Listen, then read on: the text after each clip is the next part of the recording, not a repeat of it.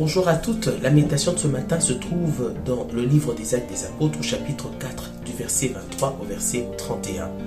Alors on est ici après le miracle que Pierre et Jean, par la puissance du Saint-Esprit, ont eu à accomplir lorsqu'ils sont montés au temple, c'est-à-dire ils ont fait marcher un paralytique. Ils l'ont fait marcher, 5000 personnes se sont converties lorsqu'ils ont annoncé, expliqué comment est-ce que ce miracle est arrivé. C'est par la puissance du nom de Jésus. Alors à cause de cette prédication, ils ont été arrêtés par les souverains sacrificateurs et par les anciens.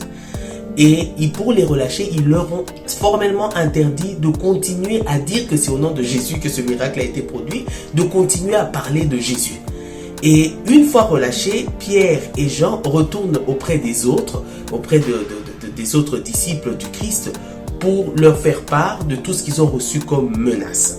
Et j'aime bien parce que à la suite de ce qu'ils ont rapporté, ils se sont mis tous ensemble et d'un commun accord, ils ont fait une prière. Et on va écouter cette prière qu'ils ont faite. Ils ont dit au Seigneur ceci. Ils ont dit: Seigneur du ciel et de la terre. D'abord, ils reconnaissent la puissance, l'autorité de Dieu. C'est toi qui as créé toutes ces choses. C'est toi qui as créé tout ce monde.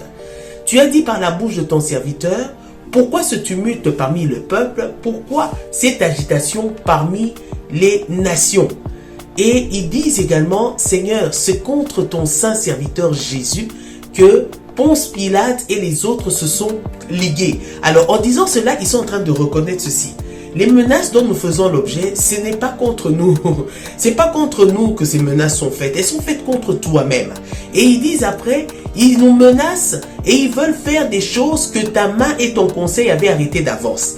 Cette déclaration m'encourage en me disant: toutes les oppositions que nous pouvons recevoir dans l'œuvre de Dieu, toutes les attaques de l'ennemi que nous pouvons recevoir pour nous arrêter, pour que nous ne puissions pas continuer à parler du Seigneur, nous devons savoir que la main du Seigneur a déjà arrêté cela d'avance.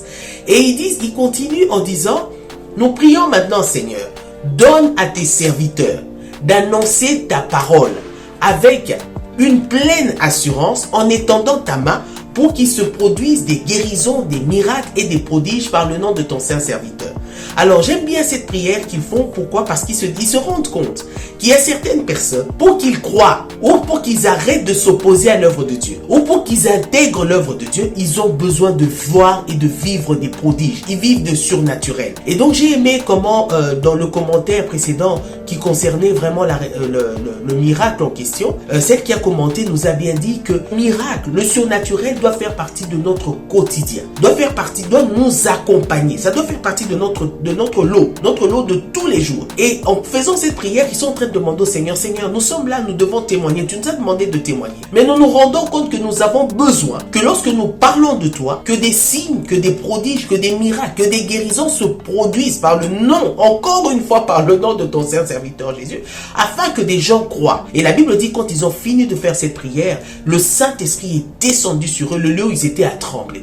Bien aimé, j'aimerais nous dire que nous devons rechercher le surnaturel dans le témoignage. Nous devons rechercher le surnaturel lorsque nous parlons de Dieu. Lorsque nous abordons une personne qui est malade et que nous parlons du Seigneur, prions avec cette personne pour qu'elle soit guérie. Nous rencontrons une personne qui a des situations difficiles où elle vit l'impossible. Nous lui parlons du Seigneur. Prions avec elle pour que quelque chose se produise et que cette personne arrive à croire. Que le Seigneur nous bénisse. Soyons encouragés et sachant que cela est disponible.